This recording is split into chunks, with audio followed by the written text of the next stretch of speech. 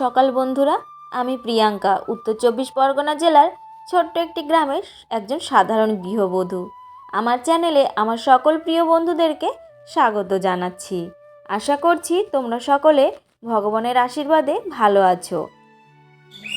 সকালবেলা তো ঘুম থেকে উঠে পড়েছি আজকে তাড়াতাড়ি, আর তারপরে দেখো এই যে ব্রাশ নিয়ে বাইরে চলে এসেছি।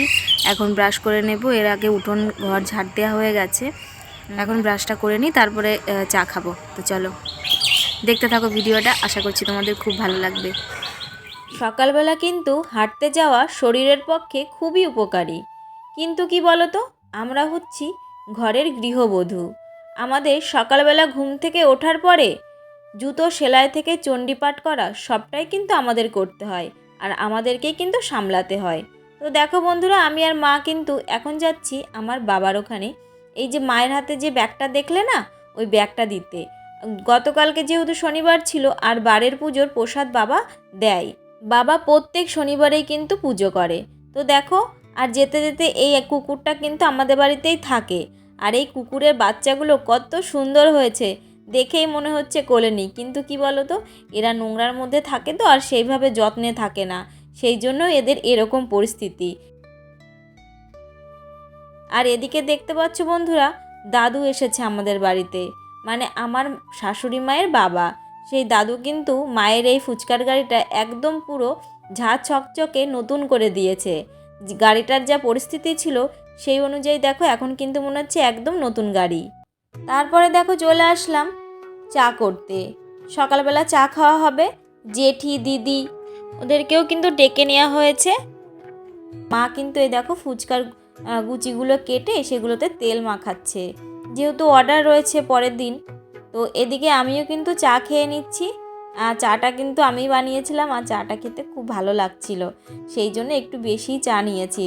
আমি খুব একটা বেশি চা খাই না, ওই খাওয়ার দরকার তাই খাই।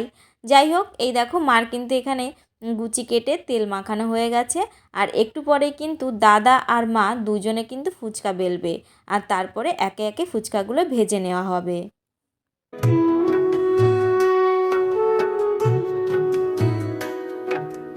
বেশ কয়েকদিন ধরে দেখছি একটা বাঁধাকপি রয়েছে ঘরে, তো সেই বাঁধাকপিটা আজকে কুচিয়ে নেওয়া হচ্ছে, আর ওটা দিয়ে আজকে সকালবেলা খাওয়া দাওয়া করা হবে। আর সকালবেলা চা মুড়ি খেয়ে দাদু কিন্তু বেরিয়ে পড়লো বাড়ি যাওয়ার জন্য। দাদুকে বলা হচ্ছিল যে তুমি কয়েকদিন থেকে যাও, তো বলছে না আমি আজকে আর থাকবো না, এরপরে আবার আসবো। তোমরা তো দেখলে যে দাদু চলে গেল বাড়িতে। অনেকবার থাকার জন্য বলেছিলাম, তো বলছে না থাকবো না, আবার দুদিন বাদে আসবো। তো এখন দাদু তো চলে গেল, আর সকালবেলা আজকে খাওয়া দাওয়া হবে আমাদের বাড়িতে। কালকে ঠান্ডা ভাত ছিল, আর এখন বাঁধাকপির ঘন্ট করা হচ্ছে, সেটা দিয়ে খাওয়া দাওয়া করা হবে।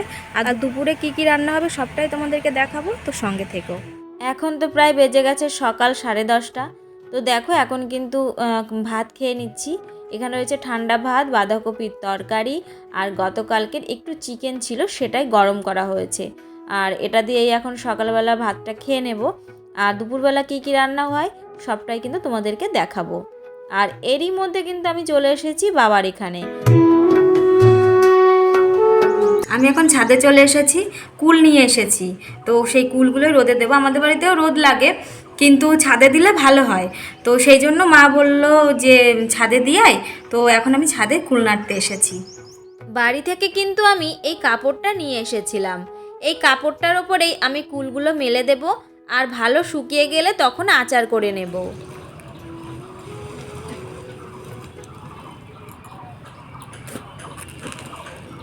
তো দেখো আমি এখন কুলগুলো নেড়ে দিচ্ছি। আমাদের এখানে ভালোই রোদ আছে আজকে, কয়েকটা রোদ দিলে শুকিয়ে যাবে, আর এই কুলগুলো দিয়ে কিন্তু আচার বানাবো।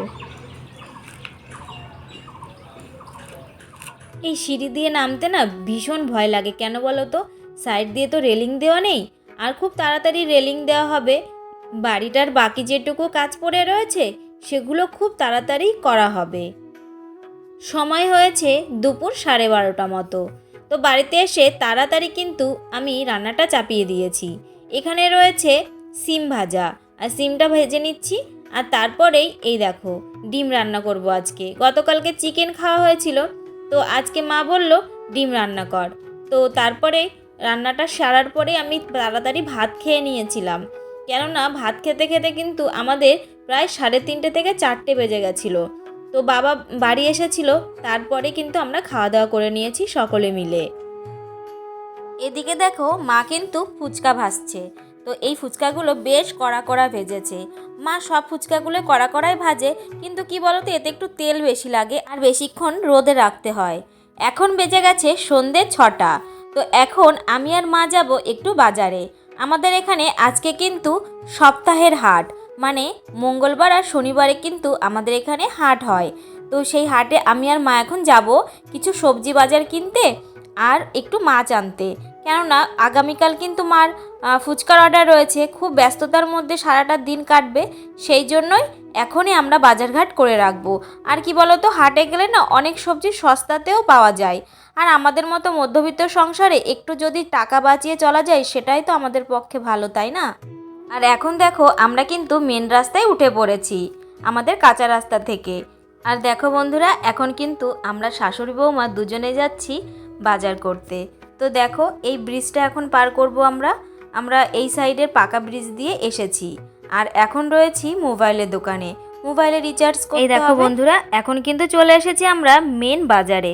তো এখান থেকে পুঁই শাক কিনে নেব আর নেব কুমড়ো। তো এটা দিয়ে কিন্তু আগামীকালকে মা হচ্ছে একটা তরকারি রান্না করবে, বেশ সুন্দর করে মা তরকারিটা রান্না করে। আর জানো তো আমাদের এই বাজারের মধ্যেই একটা জায়গায় না পালবাড়ি আছে, মানে ঠাকুর তৈরি করে। তো দেখো, তো ওখান থেকেই কিন্তু এখানে কালী ঠাকুর নিয়ে যাচ্ছিল, আর আমি কিন্তু নমস্কার করছিলাম। আর আমি কিন্তু খুব কালী ভক্ত, জানো তো, খুব কালী ঠাকুর মানি। মার কাছে মনে মনে যেটা চাই মা সেটা পূরণ করে। আর আজকে না আমার বাবা যেহেতু বারের পুজো দেয়, তো সেই জন্য এই মাছের বাজার বা হাট বাজারে না ঢুকতে চায় না।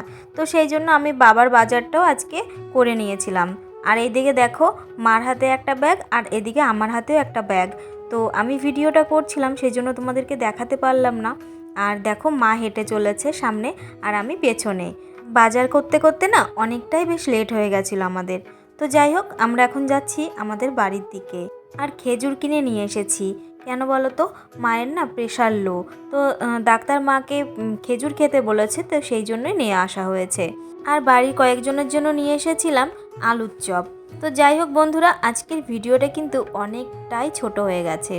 তো তোমাদের যদি আমার ভিডিওর কোনো কিছু ভালো লেগে থাকে তো অবশ্যই আমার চ্যানেলটি সাবস্ক্রাইব করো আর আমার পাশে থেকো। দেখা হচ্ছে তোমাদের সঙ্গে পরবর্তী ভিডিওতে। ততক্ষণ ভালো থেকো, সুস্থ থেকো।